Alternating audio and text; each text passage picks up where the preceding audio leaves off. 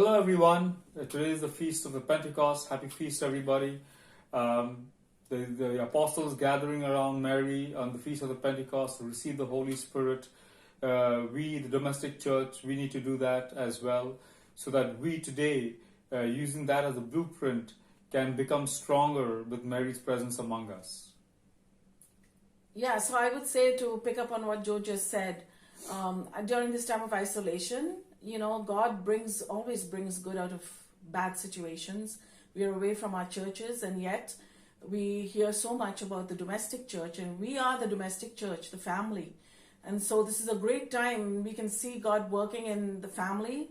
People are praying more, spending more time together in fellowship and communicating more, having fun together, but really praying more during this time. And so God is strengthening the domestic church at this time. And when this happens, then the community church, our churches will be stronger if families are stronger. So this is really important. The other message is that, today is the celebration of the birth of the church, the birthday of the church instituted by Jesus himself. His bride, his mystical body that he loves so much and he gave his life up for. And so we celebrate the birth of Jesus for Christmas with great festivity and joy. We celebrate Easter, of Jesus' resurrection and our promise of birth into new life. And so we should also celebrate as families and as the community with greater festivity and joy and celebration this feast of Pentecost, which is the celebration of the birthday of the bride of Christ, our church and all of us. So, as we celebrate our own personal birthdays and all of this, we should do that for the church. And so do something special today, something out of the way, even if it's a simple, ordinary meal, serve it up differently, make it special.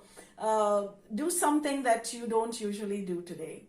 It's a wonderful feast. The Holy Spirit, we ask you, Holy Spirit, to renew the face of the earth, renew families, renew all of humanity. We are all one. Our message goes out to all our Catholic brothers and sisters, our Christian brothers and sisters, and people of all faiths, all our brothers and sisters of other faiths, because it's the same Holy Spirit who brings you love, who brings you life, who brings you peace and joy and goodness. And everything good comes from that same Holy Spirit of God.